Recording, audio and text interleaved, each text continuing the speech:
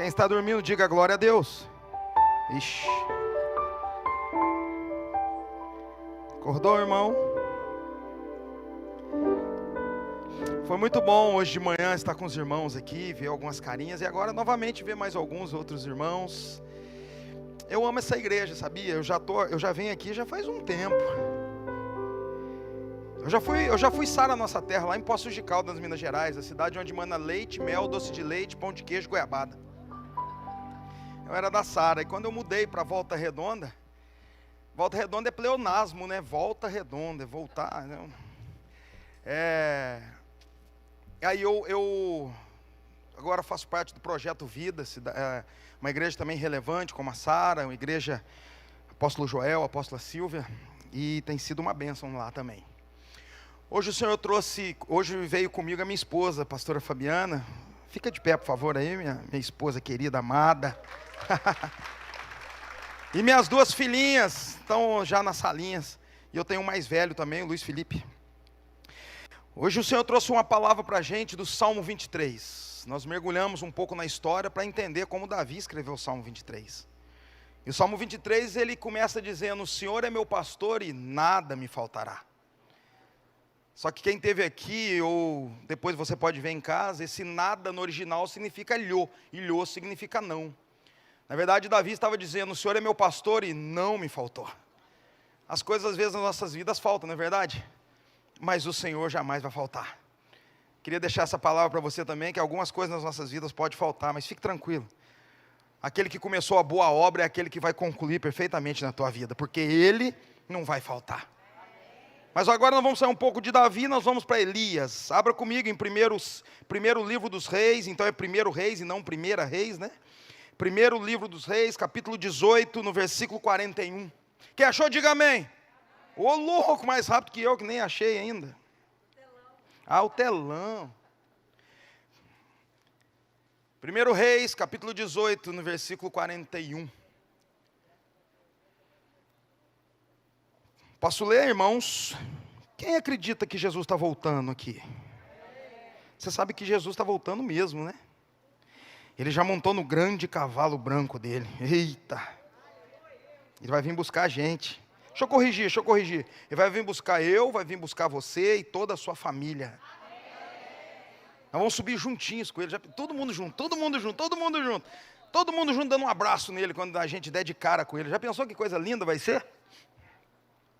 Então diz a palavra do Senhor: então disse Elias a Acabe: sobe, come e bebe, porque já ouço ruído de abundante chuva. Eita! Espírito Santo, meu amigo, obrigado por essa noite tremenda. Obrigado pela vida dos meus irmãos aqui, Senhor. E que o Senhor possa falar de uma maneira poderosa aos nossos corações. Que o Senhor ministre Tua palavra que é verdade. Que nos leve a viver coisas extraordinárias nesses dias. Que essa palavra possa nortear nossa semana, nosso mês, aliás, possa nortear nossa vida. Porque a Tua palavra, ela é poderosa. Ela discerne espírito, alma, ela transforma, ela muda.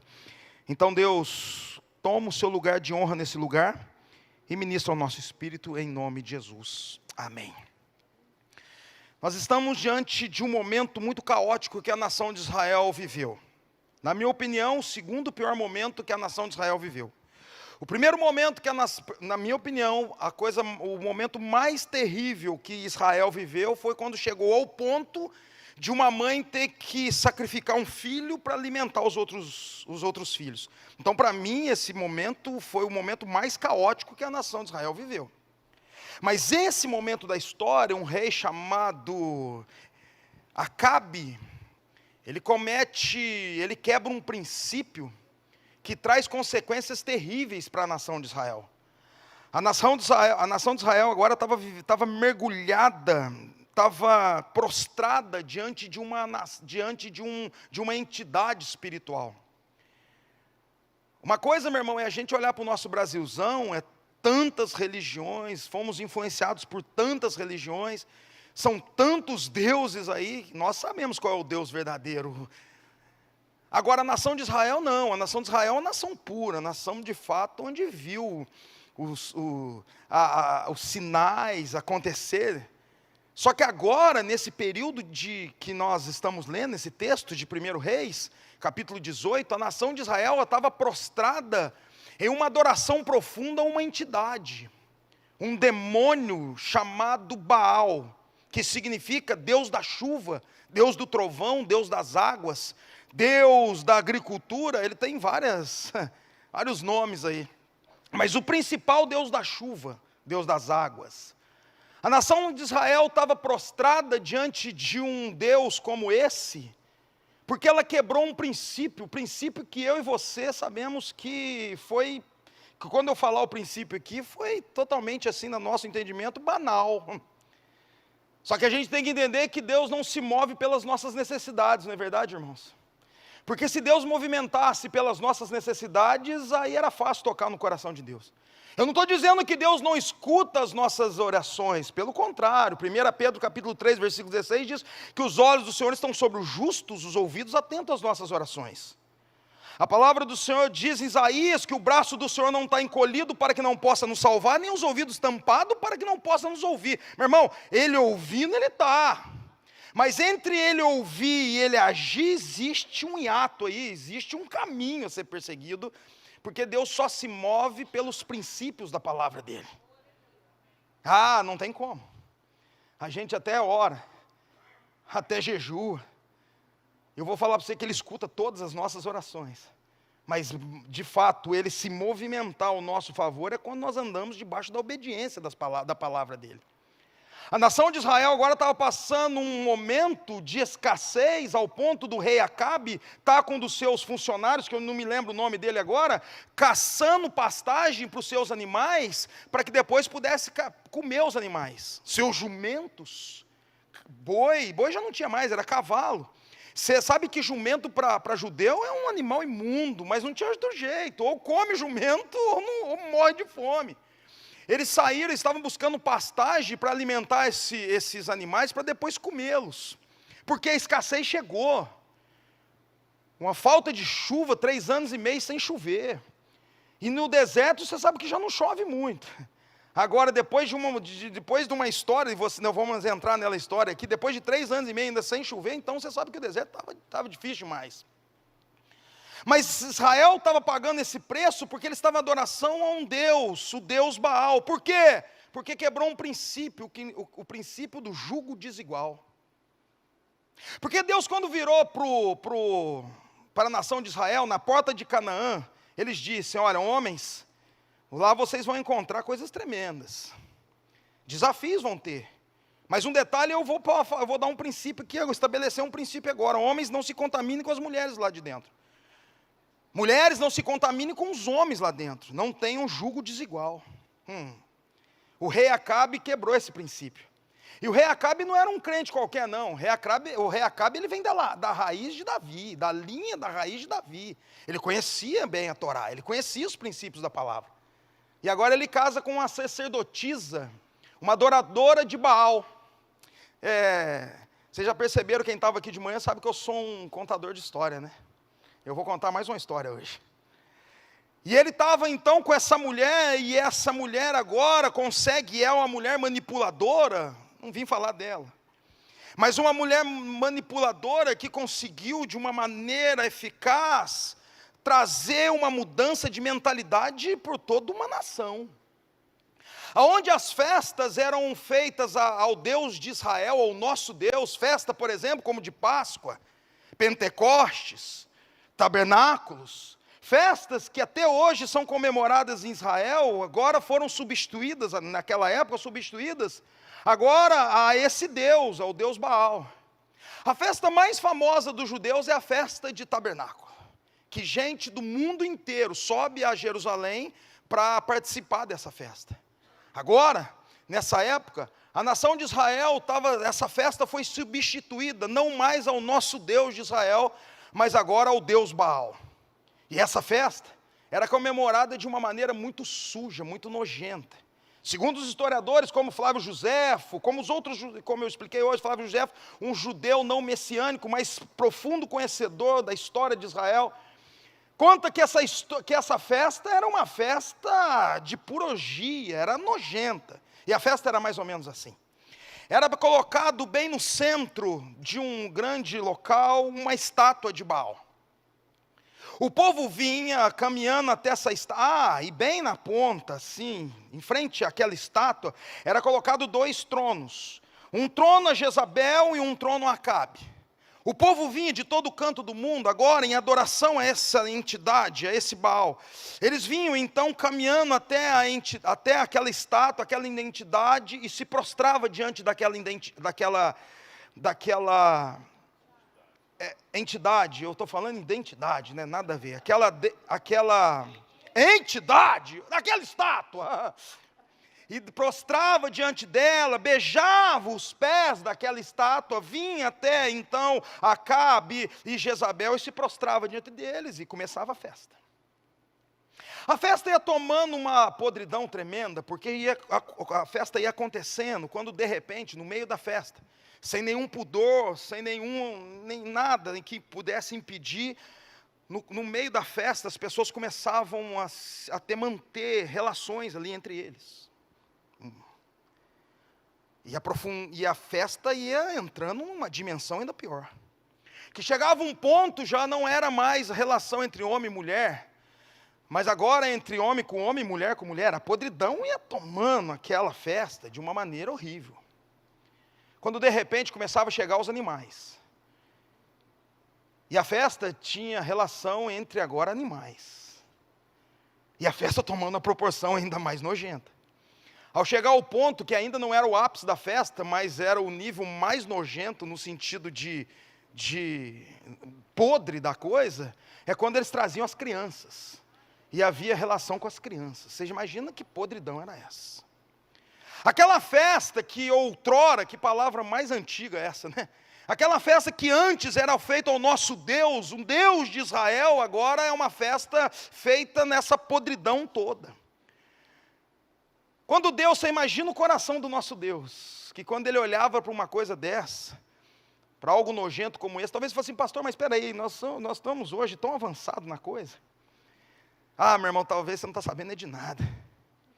Porque a gente sabe que até hoje essa festa, essa podridão acontece no meio dos satanistas. Não é esses pai de santo, meia boca aí, chulezentos aí não. Faz macumba em beira de estrada, portão de cemitério. Não, isso aí é chulé. Os satanistas da alta cúpula do governo, satanistas mesmo que se encontram no dia 9 de outubro, aconteceu essa festa, da mesma forma. Por exemplo, um livro que você pode ler, que vai te respaldar sobre isso, Filho do Fogo, conta exatamente essa festa. Por que essa festa é igual? Porque, na verdade, o diabo sempre esteve por detrás de tudo isso. É só uma repetição do que vinha acontecendo. Essa festa acontece até hoje.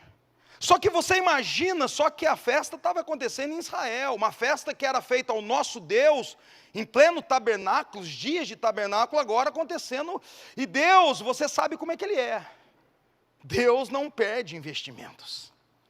Quando Deus começa a olhar para aquela nação agora, prostrada diante do Deus da chuva, Ele passa os olhos e encontra 7.000, 7.000 que não se contaminaram com aquela festa. 7.000 que não prostraram diante dessa entidade. 7.000 que não beijaram o pé da estátua. 7.000, meu irmão, que não aceitaram essa imundície. Mas em compensação, acovardados.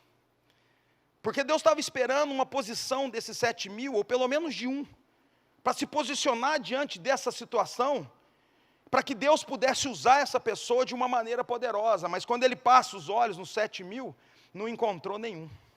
Eles estavam com medo de Jezabel, acovardados, fugidos em cavernas, com medo de Jezabel.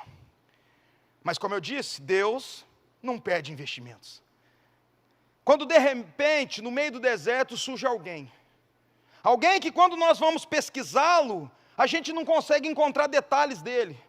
Porque ele não vem de uma família sacerdotal, ele não vem de uma história de profeta, a gente não conhece a história desse homem.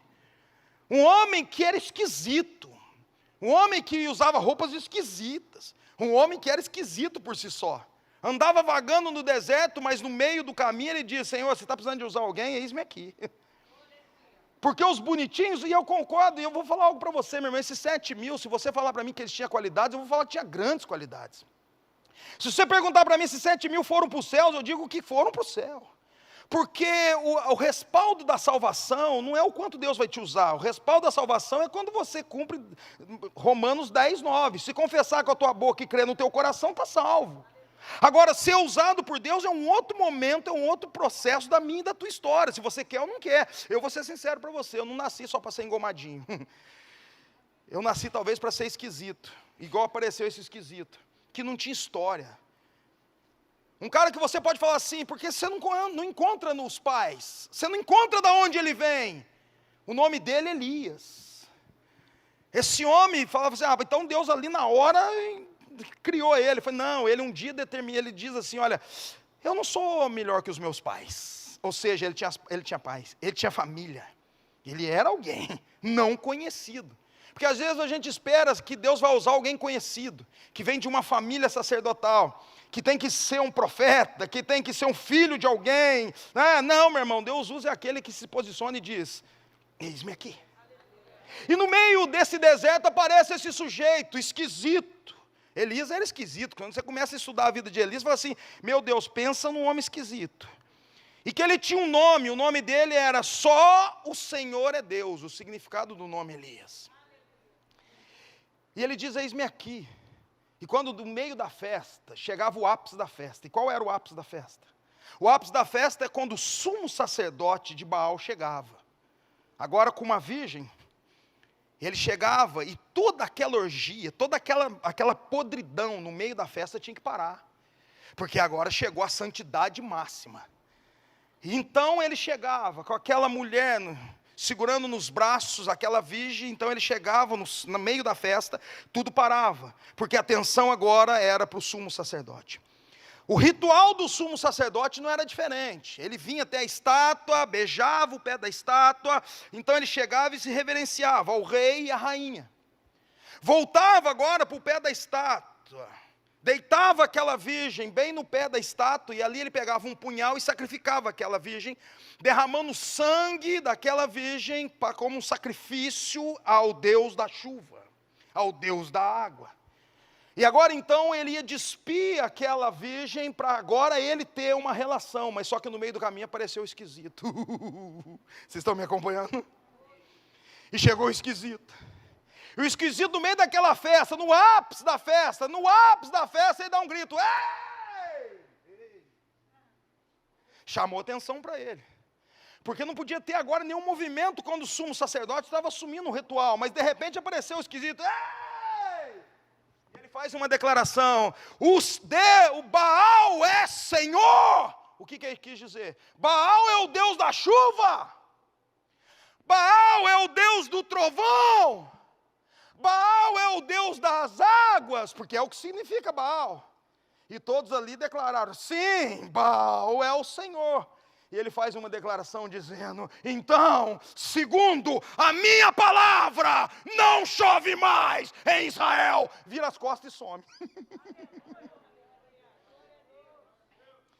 Ele não desafiou o Deus da chuva no nome do Senhor, não sei se você entendeu, se você lembra da mensagem. Ele desafiou o Deus das águas na posição que ele tinha em Deus. Dessa vez ele não jogou o nome de Deus não, porque ele sabia quem ele era na posição. Meu irmão, tem coisa que eu e você temos que parar de ficar engolindo. O mundo está querendo jogar goela abaixo coisas aí que fica quebrando princípios. Eu e você não temos que aceitar não. E a coisa que eu e você não temos que aceitar não é nem no nome do Senhor não, é na posição que a gente entende como servo de Deus. Mas vamos lá, eu quero falar de Elias. Então ele dá aquele grito e diz, então eu desafio o Deus da chuva, eu desafio o Deus das águas, eu desafio o Deus do trovão, e segundo a minha palavra, não estou falando na palavra de Deus de Israel não, é a minha palavra, não chove mais em Israel. Chegamos no texto onde nós lemos, 3 anos e meio se passaram, agora o rei está desesperado, Porque ficou sem chuva, sem água, celeiros desabastecidos, pessoas morrendo de fome. E o rei agora desesperado porque a escassez chegou. Quando de repente, no meio do deserto, ele está caminhando, o rei procurando pastagem para os seus animais, encontra o funcionário dele, não me falha a memória, agora não sei se é Obadias, eu não lembro quem que era. Eu sei que no meio do deserto encontra Elias, porque Deus lá na caverna falou para Elias assim: Elias, agora nós vamos terminar aquilo que você começou. Você fez a tua parte, agora eu vou fazer a minha. Porque quando eu chamo, eu capacito. E eu estou contigo.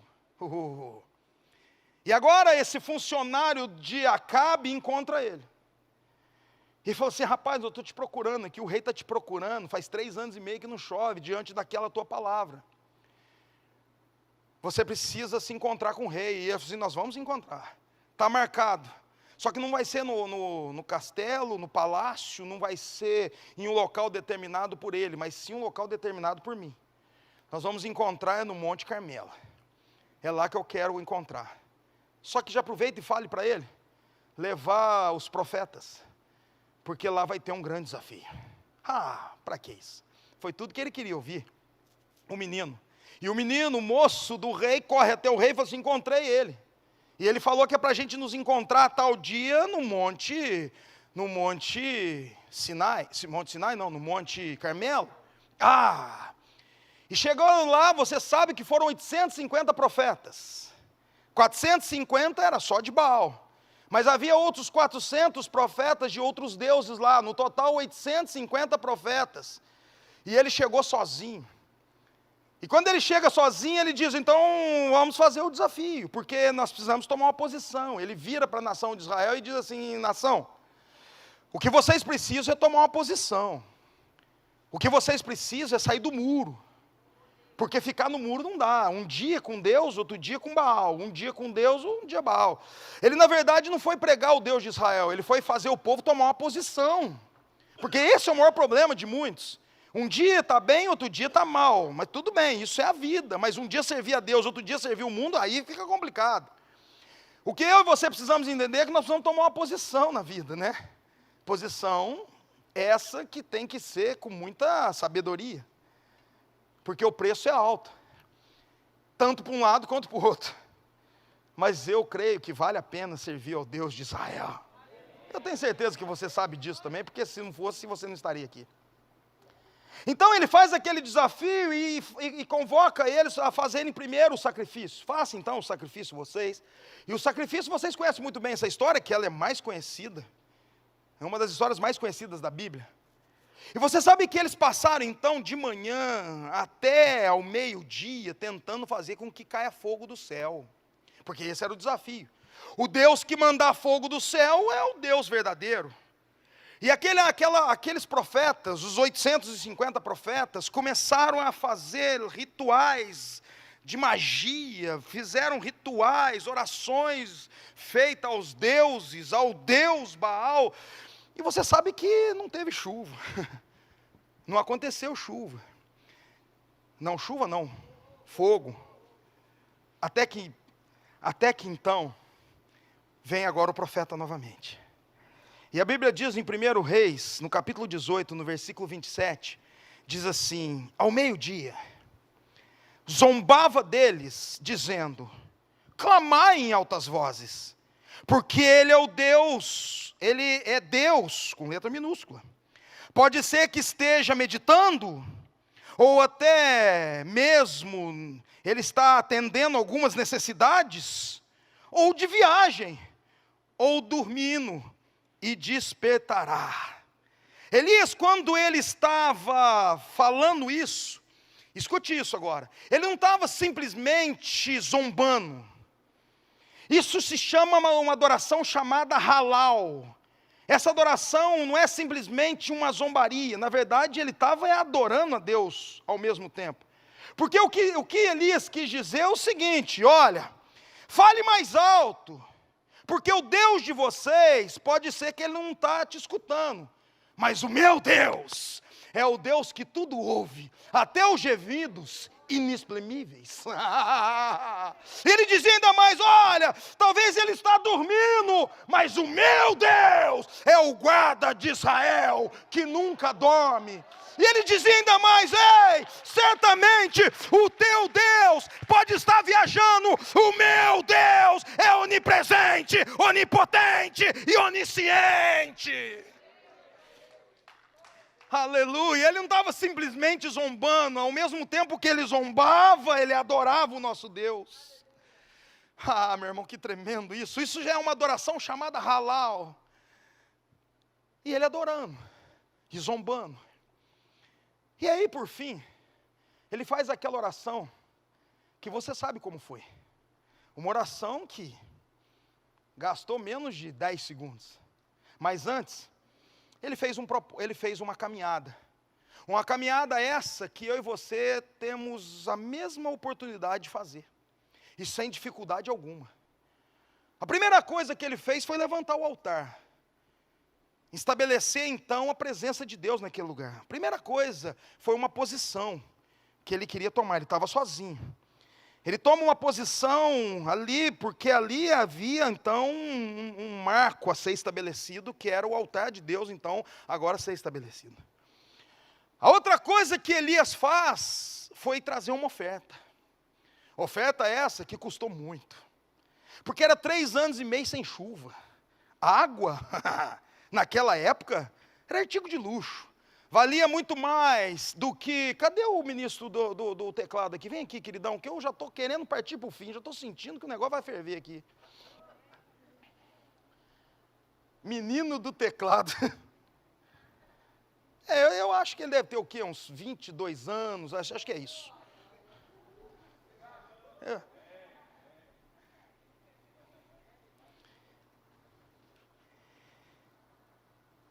Ele foi trazer água. Eu tive em Israel 3 vezes. E no Monte Carmelo 3 vezes. E a água mais próxima que ele poderia buscar água era no mar, que estava mais ou menos a 12 quilômetros de distância. Agora você imagina, ele estava só. Você imagina o tamanho do sacrifício desse cara trazer água. Ele não trouxe um cântaro não, ele trouxe 12. Porque era 3 vezes 4, ou 4 vezes 3. 12, o total 12 cântaros de água sendo despejado em cima daquele holocausto. Olha que coisa tremenda isso. Meu Deus. O processo foi posicionamento. O segundo momento, uma oferta diante de Deus, porque é o que valia mais naquela época, mais do que dinheiro, prata, terra, ouro, tudo era água. Despeja a água, então ele faz aquela oração, que é uma oração tremenda, conhecida por todos. Deus de Abraão, de Isaac e Jacó, para que todos saibam que a Deus em Israel manda fogo do céu.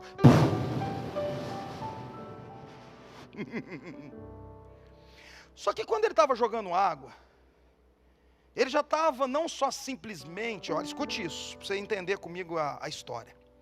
Ele não estava simplesmente fazendo também só uma oferta. Ele já estava causando um ato profético. Aliás, eu acredito tanto nisso. Aliás, eu sou fruto disso. Eu sou fruto de atos proféticos. Eu acredito nessas coisas. Eu acredito aquele que fala, cumpre aquilo que ele falou. Números capítulo 23, versículo 19, diz que ele não é homem para que minta e nem filho do homem para que se arrependa. Se ele falou, ele vai fazer. Jeremias 1,12 diz que Deus vela sobre a palavra dele para que se cumpra. Existe algo que é mais poderoso do que o nosso Deus. É a própria palavra dele. Ele vela. E hoje eu expliquei sobre isso. Ele vela sobre a palavra dele. Que tremendo. Que coisa fantástica. Então eu acredito em atos proféticos. Eu acredito numa palavra liberada. Eu acredito numa palavra que venha sobre a tua vida, que no momento que você recebe a tua palavra e você traz para a realidade, ela não encaixa. Mas palavra profética é isso. Ela nunca vai encaixar com a realidade que a gente está vivendo hoje. Mas que quando Deus prometeu, Ele não prometeu vivendo o que você está vivendo hoje. Ele prometeu já vendo o que você vai conquistar amanhã. Por isso que muitas vezes palavras proféticas, quando a gente recebe e traz para a nossa realidade, ela não vai encaixar, mas não vai mesmo. Mas aquele que prometeu é aquele que vai cumprir. Agora a forma que ele vai fazer, meu irmão, aí é com ele. Agora eu já quero profetizar algo na tua vida. Você quer receber uma palavra profética agora? Que talvez não vai encaixar com a realidade que você está vivendo, mas eu quero liberar sobre a tua vida, e eu acredito nisso. A Bíblia diz que você e a sua casa, olha isso, que palavra tremenda, que você, que eu, a minha casa, você e a sua casa, servirão ao Senhor. Você e a sua casa servirão ao Senhor. Logicamente, se você trazer para a realidade, ela não vai encaixar, porque quando você deparar com a sua família, não encaixou. Só que existe um Deus velando sobre essa palavra. Você acredita nela? Você vai agarrar nela? Você vai confiar nela? Deus vai estar com você. Mas vamos falar de Elias. Elias então não só simplesmente fez uma oferta, mas ele estava provocando um reino espiritual. Se tem uma unção que Elias fazia, e fazia muito bem, era provocar um reino espiritual. Isso é uma unção. É uma unção hoje que Deus vai liberar sobre a nossa vida hoje. A unção de provocar o reino do Espírito. É isso. Você vai sair daqui hoje, ó, tinindo, provocando o mundo espiritual ao seu favor. Elias, quando ele joga água, a Bíblia diz que ele, em volta daquele holocausto, ele fez um buraco, e aquele buraco, aquele rego que ficou em volta, se encheu d'água. Só que Elias sabia que fogo ia cair. Como assim, pastor? Sabe por que ele sabia? Porque ele tinha total convicção que fogo ia cair, porque esse era um dom dele. Que isso? Era um dom dele. Porque não era a primeira vez que ele ora e fogo cai. Ele já tinha feito isso antes. Um belo dia a nação de Israel estava vindo, e os inimigos estavam vindo, e ele se levanta no meio e diz: Senhor, manda fogo do céu. Pum, mata 50 de uma vez. Era o dom do cara. No meio deles um foge. A Bíblia fala que era 50, mas um escapa. Eu não entendi muito bem essa conta, mas é assim. E aquele cara corre pro rei e fala assim: rei, acabou de cair fogo do céu e matou 50 soldados. O rei, manda mais 50! E foi os outros 50. Aí Elias: Senhor, manda fogo do céu. Pum, fogo do céu de novo, matou mais 50. O rei, manda mais 50. Não foi mais ninguém. Mas é lógico. Cara, esse era o dom de Elias, sabia? Imagina se eu tenho esse dom. Desculpa, minha esposa, mas eu ia fazer uma oração: Senhor, visita minha sogra agora. Minha sogra é uma bênção, meu irmão. Um dia eu estava pregando essa palavra, eu falei para ela, minha irmã pulou da cadeira, que ela quase morreu mesmo, de raiva do genro. Achei que você me amava. Meu irmão, era o dom do cara. Agora, qual que era a diferença? Vocês estão me acompanhando? Estão me acompanhando? Qual que era a diferença para Elias fazer o desafio entre mandar fogo ou mandar chuva? Qual que era a diferença para Deus? Nenhuma. Era até mais interessante. Elias fala assim: aquele Deus, falar para os 450 e mais outros 400, o Deus que mandar chuva é o Deus de Israel. Resolvia 2 problemas com uma cajadada só. Matava um coelho com uma cajadada só. Não, 2 coelhos com uma cajadada só. Não estou nem lembrando mais o ditado. Era mais interessante. Mas sabe por que ele pediu fogo em vez de chuva? Porque o dom dele não era cair chuva. O dom dele era cair fogo. O que eu aprendo com isso? Que eu e você temos que encontrar qual é o nosso chamado, meu irmão. Qual é o nosso dom. E é nele que Deus vai prosperar a nossa vida. O que você tem que fazer, meu amado, é não querer ser o que o outro é, fora do teu dom, porque é muito mais difícil.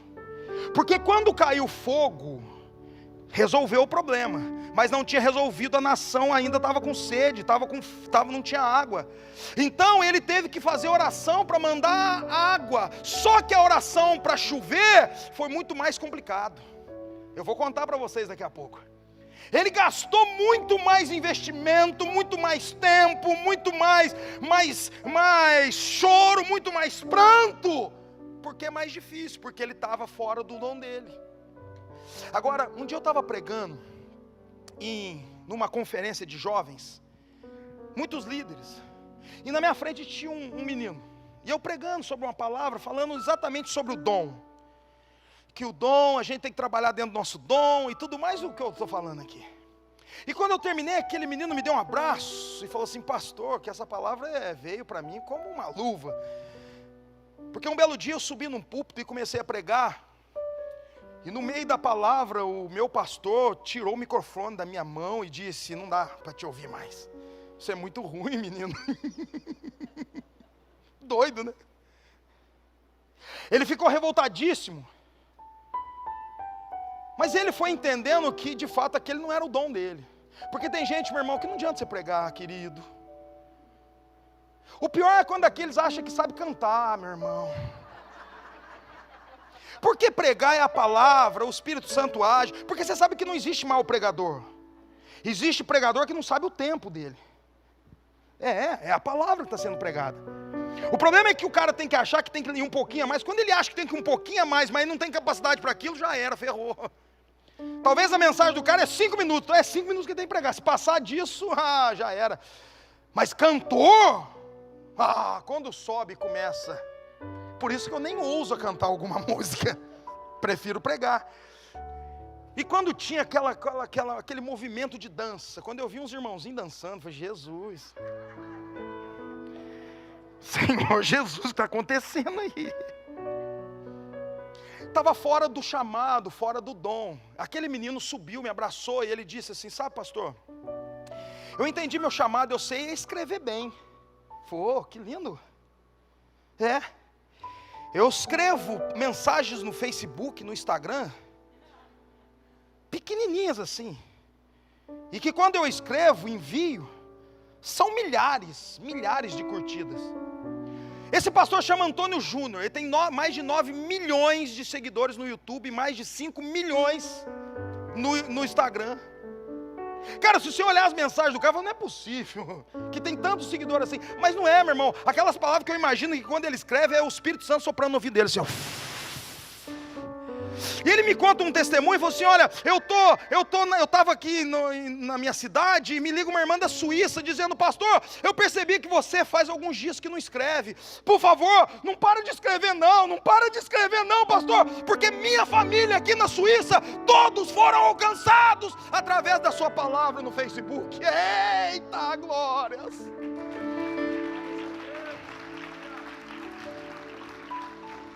Sabe por quê? Porque ele encontrou o chamado dele. Só que Elias, então, como eu disse, dificuldade para cair fogo ele não tinha. Mas para cair chuva, ele tinha dificuldade. Então, quando ele fez a oração, ele já encheu aquele rego de água, porque ele sabia que não ia ter problema, porque ele estava dentro do dom dele. Então ele faz a oração: Deus de Abraão, de Isaac e Jacó. O fogo bateu e virou um ato profético. Sabe por quê? Você sabe por quê? Porque o que provoca a chuva, meu irmão? A evaporação da água. Estão entendendo ou não? Deus precisa de poucas coisas para gerar uma grande coisa. Era apenas um ato profético. Aquele fogo bateu naquela água, evaporou aquela nuvenzinha, aquela fumacinha, mas que é o suficiente para Deus começar a movimentar uma grande chuva. Só que houve um processo.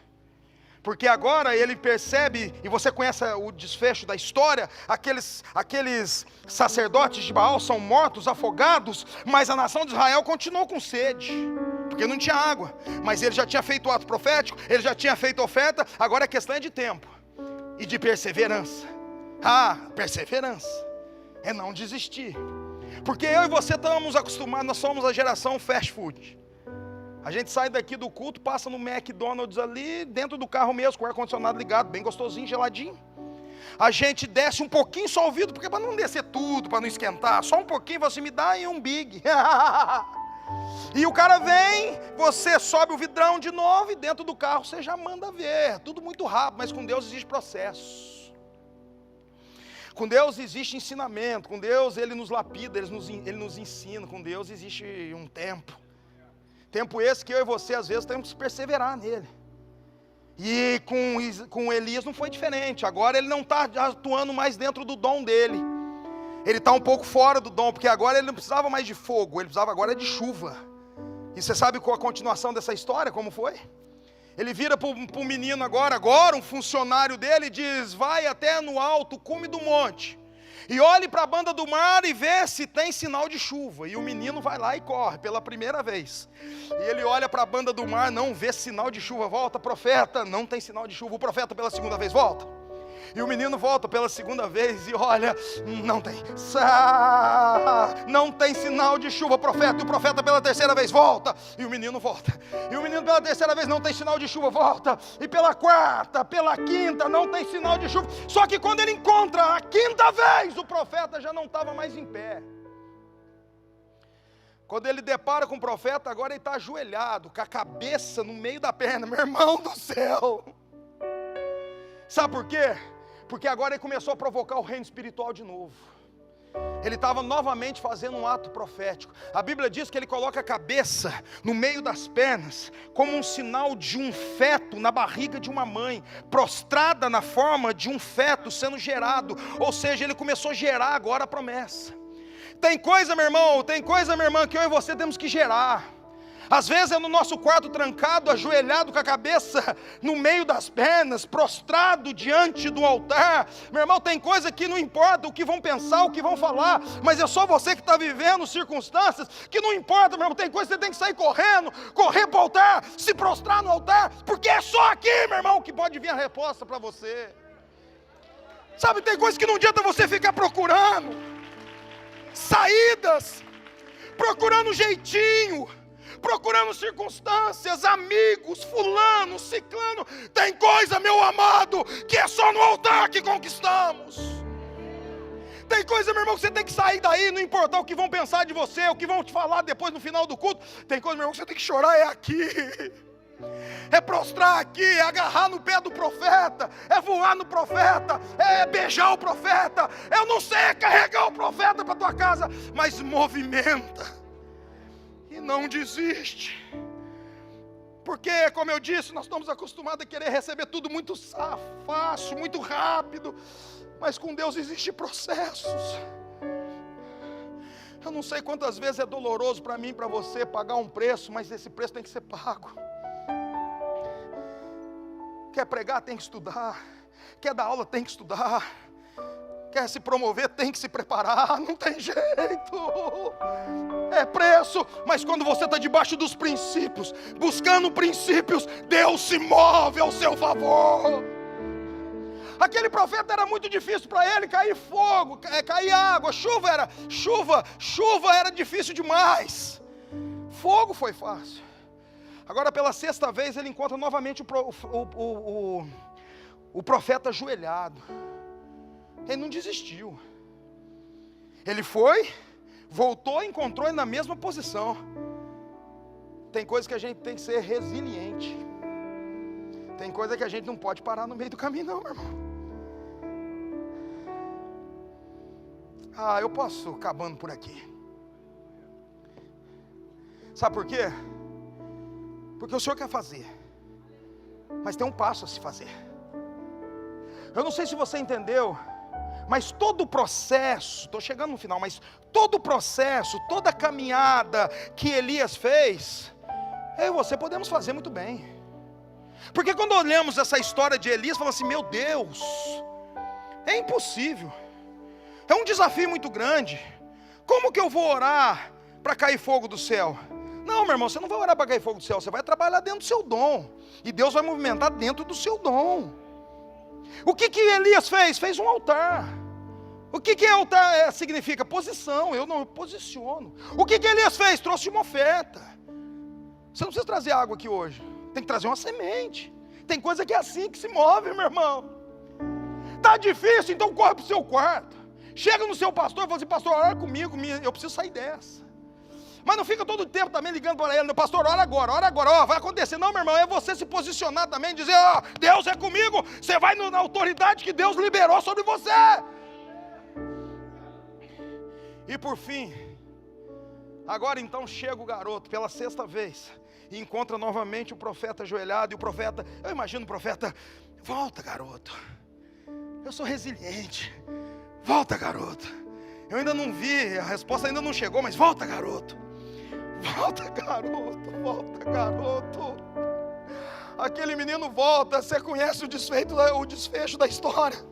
Aquele garoto olha e vê na banda do mar uma pequena nuvem, uma pequenina nuvem, pequenina, mas carregada de uma grande promessa. Uma pequena nuvem, mas carregada de uma evidência que o Deus de Israel é um Deus que não falha, é um Deus que não se engana, é um Deus que é presente, é um Deus que nos ensina, é um Deus que nos capacita, é um Deus que nos põe à prova às vezes, mas é conosco. Profeta, eu estou vendo uma pequena nuvem do tamanho da mão de um homem. O profeta levanta, enxuga as lágrimas e volta nesse texto que eu li. Eu comecei nele e termino nele. Põe em 1 Reis capítulo 18. Eu comecei a mensagem nele e eu termino nele. O profeta enxuga as lágrimas, o profeta limpa as lágrimas.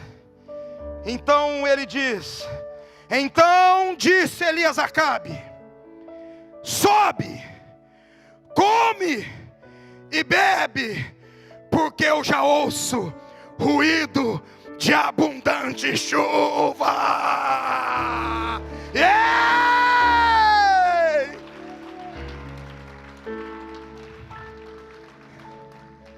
Posso orar por você? Deixa eu orar por você, meu amados. Deixa eu orar pela tua família, pela tua casa, baseado na palavra. Deixa eu orar por você, meu amado, minha amada, baseado sobre essa palavra que é verdadeira. Deixa eu profetizar sobre a tua vida, meu irmão, minha irmã, querida, querido, segundo a palavra liberada do profeta Elias. Há duas unções que perseguem, duas unções, é isso? Duas unções que perseguem a vida de Elias. A primeira unção que persegue a vida de Elias é a unção de confundir, escute isso, olhe para mim, confundir aqueles que estão te confundindo. É a primeira unção de Elias.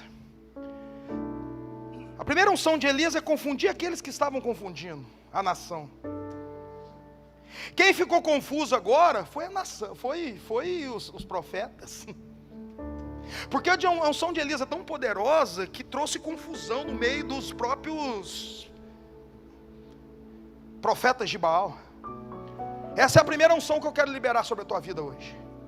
Eu não sei qual o nível de levante que está vindo sobre a tua vida.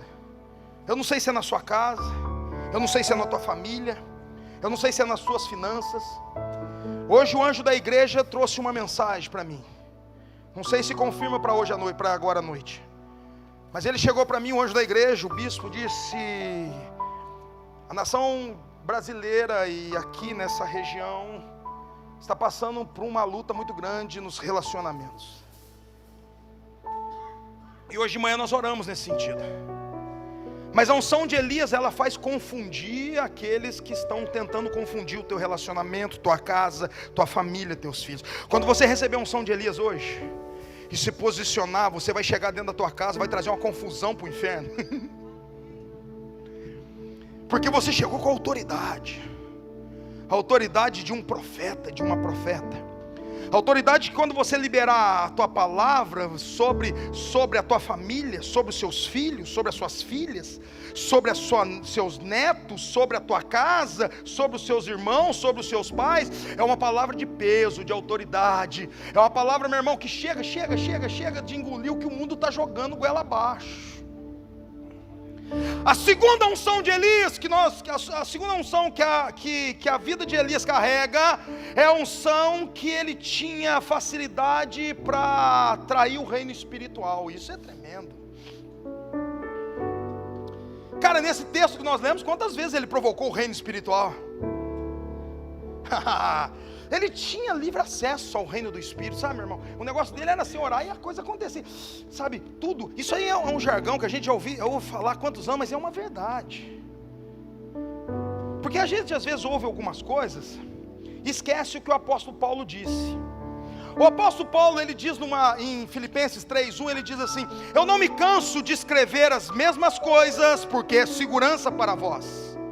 Às vezes a gente escuta um pastor pregando as mesmas coisas e acha que aquele negócio já é um jargão, que o pastor está sem mensagem. Não, meu irmão, quando ele estiver renovando e trazendo a mesma palavra, saiba que é segurança para você. Então eu vou trazer uma coisa que parece há muitos anos que se fala isso, mas é uma grande verdade e que traz segurança para mim e para você. O mundo espiritual, ele é mais vivo que o mundo natural. O que você tem que entender é que o mundo espiritual, ele é vivo, e que tudo o que acontece aqui, primeiro tem que acontecer lá. Eu sei que você já está cansado de ouvir isso, mas sabe que é assim que é os princípios do reino espiritual. Agora você precisa ter livre acesso para entrar no reino do Espírito. Eu quero te convidar a ficar de pé agora, meu irmão, porque eu quero pedir a Deus que Ele venha liberar sobre nós a unção de Elias. Sabe por quê? Porque você hoje precisa sair cheio da presença do Espírito Santo nesse lugar. Você está disposto mesmo a invadir o reino do Espírito hoje? Você está disposto a orar e fogo do céu cair dentro do teu chamado? Você está disposto a orar e o fogo de Deus vir sobre a tua vida, de uma forma que você vai trabalhar dentro do seu dom, e dentro do seu dom cadeias vão ser quebradas, principados vão ter que submeter a tua voz profética? Você está preparado mesmo, meu irmão, minha irmã, para ser um instrumento poderoso na mão do Senhor? Você está preparada, minha irmã, para entrar, invadir o seu lar, a sua casa, e declarar uma casa santa, um marido convertido cheio do Espírito Santo, uma mulher fiel, filhos na presença de Deus? Todo espírito de ruína, pobreza, miséria que está te rodeando, cair por terra, porque você está orando e invade o reino do Espírito, e as coisas começam a mudar na tua vida. Você está disposto a isso?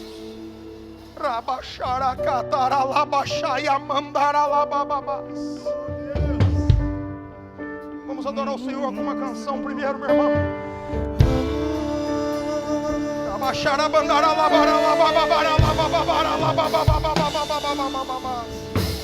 Eu vejo uma pequena nuvem do tamanho da mão de um homem, mas esse é o sinal que a tua chuva vai descer. Eu vejo uma pequena nuvem do tamanho da mão de um homem, mas esse é o sinal que a tua chuva vai descer. Faz chover, faz chover.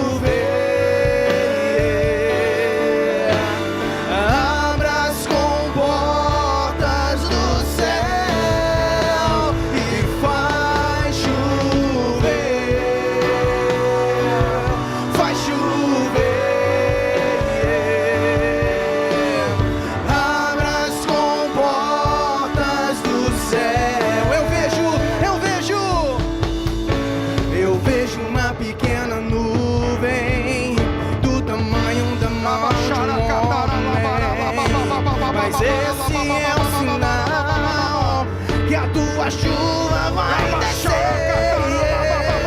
Eu vejo uma pequena nuvem do tamanho da mão de um homem, mas esse é o sinal que a tua chuva vai descer. Faz chover, faz chover.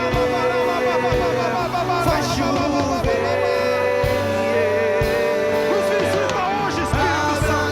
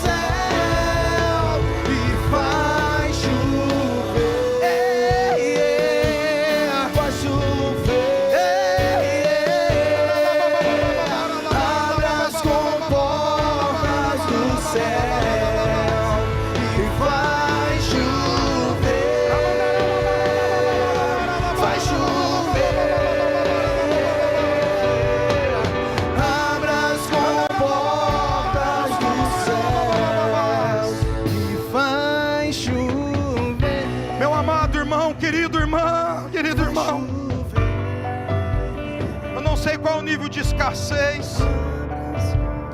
Eu não quero provocar nada que não venha direto do trono de Deus. Eu não quero mexer na tua emoção. Eu não quero. Eu sei que às vezes é inevitável, mas eu não quero partir para isso. Eu quero que você entenda hoje, meu irmão, que existem batalhas na tua vida, na tua família, na tua casa, que só quando você invade o reino do Espírito. Que existem coisas na minha vida e na tua vida só chegam quando a gente atrai o reino espiritual ao nosso favor. Eu quero que você hoje, meu irmão, por favor, minha irmã, quebra os paradigmas. Sai hoje do teu convencional. Grita se tiver que gritar. Corre se tiver que correr. Chora se tiver que chorar. Pule se tiver que pular. Se prostre no altar se tiver que prostrar.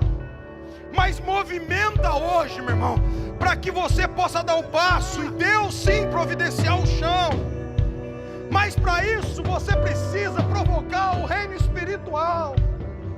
Pastor, se eu ficar quietinho aqui orando, vai acontecer? Lógico, meu irmão. Deus infinito e poderoso, Ele não precisa simplesmente de uma manifestação sua para Ele agir. Não precisa. Eu só quero te pedir, sai um pouco do seu convencional. Se tiver que colocar a tua cabeça no meio do joelho, coloque. Se tiver que sair correndo, corra. Mas movimenta hoje algo para impactar o reino espiritual. Hoje é dia, meu irmão, da gente provocar o reino espiritual. Eu quero liberar sobre a tua vida a unção de Elias. Eu libero sobre a tua vida o primeiro nível. O primeiro nível da unção de Elias é para aquele que está confundindo. Aquela luta, aquela cilada que está te confundindo, que está tentando te paralisar. Paralisar o teu casamento, paralisar o teu chamado, paralisar a sua vida conjugal, paralisar suas finanças. Hoje vai vir sobre a tua vida a unção de Elias para confundir todo aquele levante contra a tua vida, o levante contra a tua casa. Receba o primeiro nível da unção de Elias. Receba o primeiro nível da unção de Elias. Receba, receba, receba.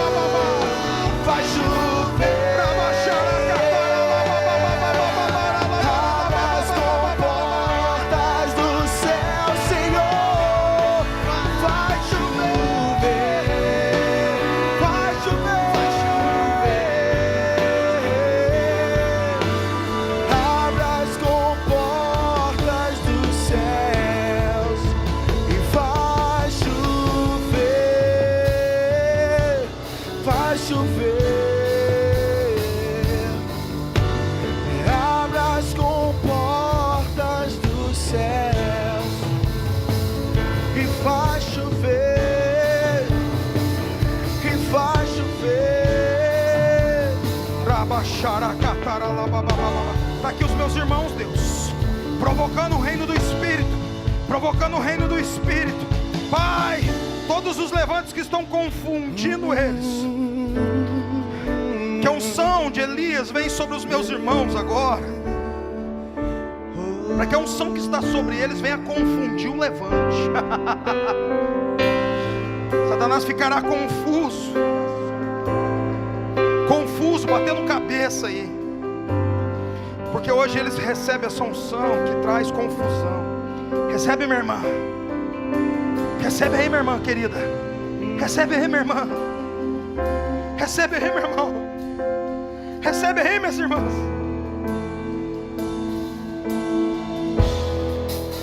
Espírito, Espírito, está preparado para o segundo momento da unção de Elias? que desce como fogo,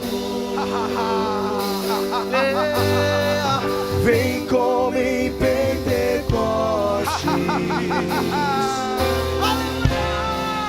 e enche-me de novo. Espírito, Espírito, que desce como fogo, vem nesse lugar, vem como em Pentecostes, e enche-me de novo. Aleluia. Só um minuto. Então vamos nessa vibe de novo. Agora é a hora do Espírito Santo agir nesse lugar. Agora é a hora dele vir com fogo. Já oramos, veio água. Agora é fogo. Segundo momento da unção de Elias, o processo da unção de Elias é para derramar, é fogo.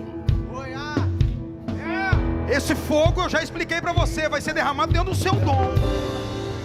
Pastor, eu não sei qual é o meu dom, não tenho entendimento qual é o meu chamado. Meu irmão, é naquilo que você acredita que você é capaz de fazer. Pastor, eu não sou capaz de fazer nada. Ah, meu irmão, o Senhor não te deixou e não te chamou nessa geração por um acaso. Essa unção que você vai receber aqui agora é a unção que vai destravar o reino espiritual.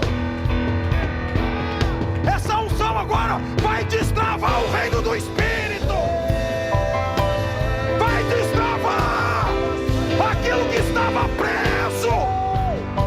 Rabachara catarala bababababababa, rabachara cachayama xerebanda, rabachochochoia catarala bababababa. Vem, vem, vem, vem, Espírito, Espírito, que desce como fogo, vem como fogo, vem como fogo, vem como em Pentecostes, vem como fogo, vem como fogo. enche-me de novo.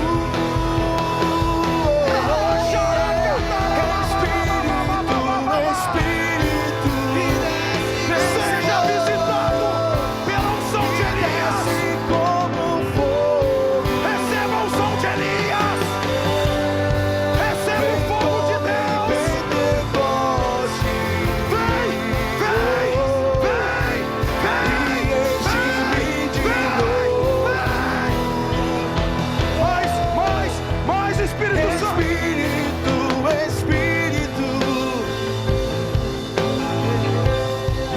que desce como fogo, vem como em Pentecostes, e enche-me de novo. Minha irmã, minha irmã, minha irmã, minha irmã. Eu adorarei O fogo do Senhor vai entrar nas suas causas. ao Deus da minha vida, Vamos, seja cheio aí, querido. que me compreendeu Sara a nossa terra. Provoque o reino do Espírito hoje. sem nenhuma explicação. Sara, recreio. Eu adorarei, Provoca o reino do Espírito hoje. eu adorarei. Eu provoco sobre a minha vida. Eu provoco sobre a minha vida o reino do Espírito. É o Senhor que está sobre a minha vida. É o Senhor que está sobre a minha causa. É o Senhor que é o dono do meu futuro. É o Senhor. Vem nesse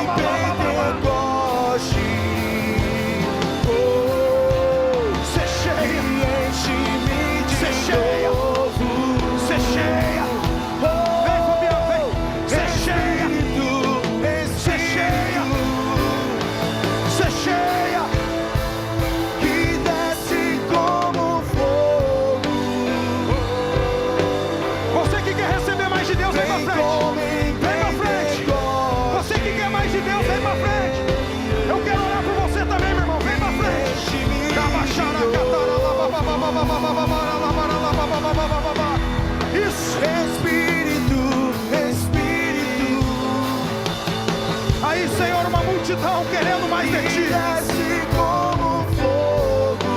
Uma multidão cheia da tua presença. Vem como em Pentecostes. Enche, meu amigo Espírito Santo. E enche-me de novo. Enche, Espírito Santo.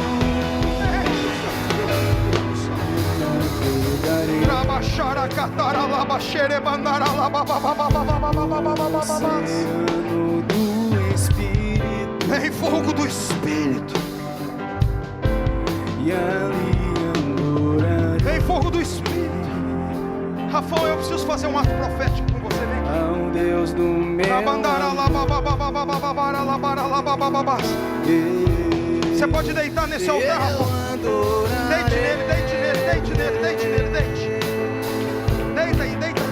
ao Deus da minha vida. Altar é lugar de descanso. Que me compreendeu Altar é lugar de renovo. sem nenhuma explicação. Meu amigo, Espírito, Espírito, que desce como fogo. Vem como em Pentecostes. Que desce como fogo. E enche-me de novo. Vem, Senhor.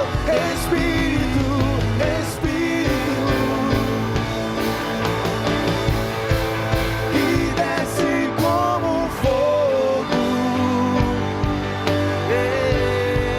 Vem como em Pentecostes. E enche-me de novo.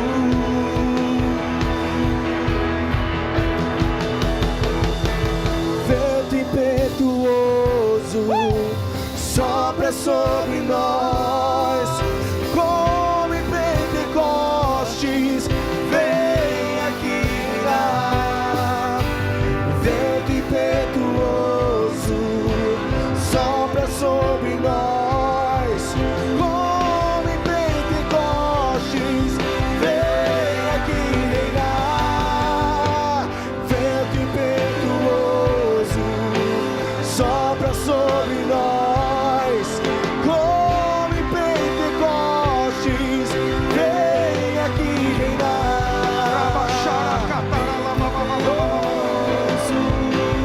Sopra sobre nós, como em Pentecostes. Vem aqui reinar. Caia fogo do céu, queima este altar. Mostra pra esse povo que há Deus em Israel. Caia fogo do céu, queima este altar. Mostra pra esse povo que há Deus em Israel. Caia fogo do céu, queima esse altar. Mostra pra esse povo que há Deus em Israel.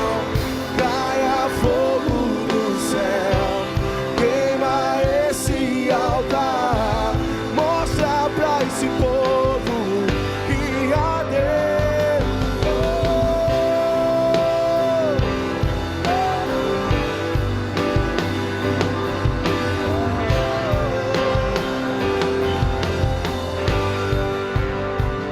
Eu não posso ficar de pé diante da tua glória. Eu não posso, Senhor. Eu não posso ficar de pé diante da tua glória. Sou teu templo, teu sacrifício, o teu altar vem queimar em mim. Eu sou teu templo, teu sacrifício, o teu altar vem queimar em mim. Oh, caia fogo do céu, queima esse altar, mostra pra esse povo que há Deus em Israel. Caia fogo do céu, queima esse altar, mostra pra esse povo que há Deus em Israel. Caia fogo do céu, queima esse altar, mostra pra esse povo que há Deus em Israel. Aleluia, aleluia, aleluia, aleluia, aleluia.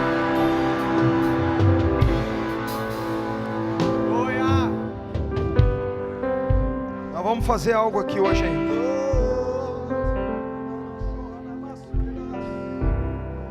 Nós vamos fechar essa noite aqui.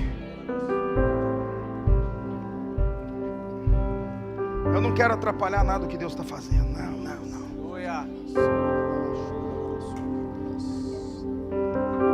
Nós vamos continuar na adoração. Depois do meu comando aqui, vamos continuar, tá tão gostoso. Eu estou vendo Deus trazendo cura aqui nesse lugar. Eu quero só fazer mais duas coisas, eu encerro aqui para a gente não nos alongar, que eu preciso ainda também voltar para minha casa. A primeira coisa que eu quero fazer aqui, e para mostrar para você, não é para provar nada não, que Deus está trazendo um tempo de cura aqui, que Ele vai começar a curar você que está enfermo aí agora. Não dá para mim ficar orando com todo mundo, mas você que está debaixo de uma enfermidade, debaixo de um desafio, você coloca as suas mãos aí onde for essa enfermidade tua, não sei aonde. Deus vai tomar essa causa aí para te trazer cura. Tem alguém aqui, não estou falando que Deus está falando comigo não, tá? É um sentimento que eu estou tendo aqui, é um sentimento, então quer dizer que não é Deus. Eu entendo muito bem discernir isso aí. Mas tem alguém aqui que está com muita dor na coluna, muita dor, enfrentando uma dor na coluna terrível aí. Ô meu irmão, é você. Você quer saber como que Deus vai curar? E vai curar hoje a gente aqui? Você está preparado para isso? Eu vou orar só por ela e Deus vai manifestar em todos nós aqui que necessita disso. E depois nós vamos plantar uma semente aqui nesse lugar hoje. O profeta não perdeu tempo. Ele plantou uma semente nesse altar, uma semente que foi custoso, né? Uma semente que não foi qualquer semente não. Ele jogou a água, e a água, que dificuldade era a água naquela época. Eu vou orar por ela aqui e logo depois a gente vai trazer uma semente, tá bom? Tá bom, queridos?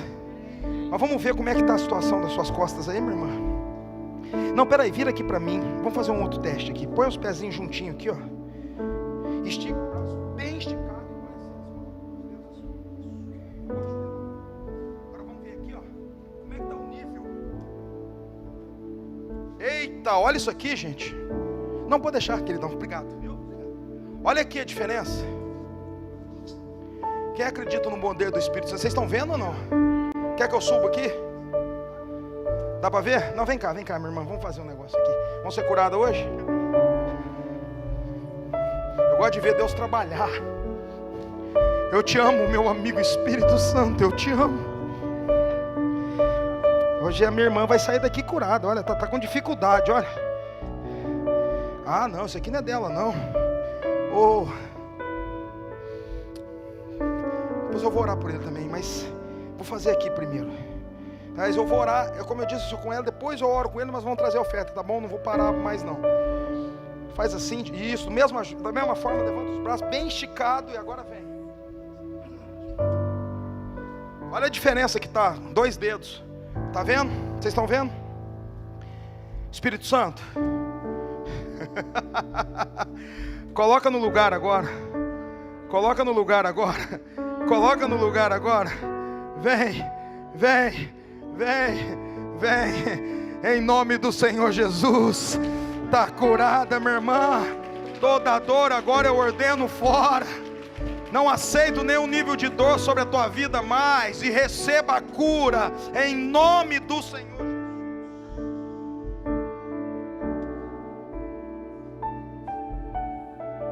Não? Parou a dor? Você consegue abaixar assim?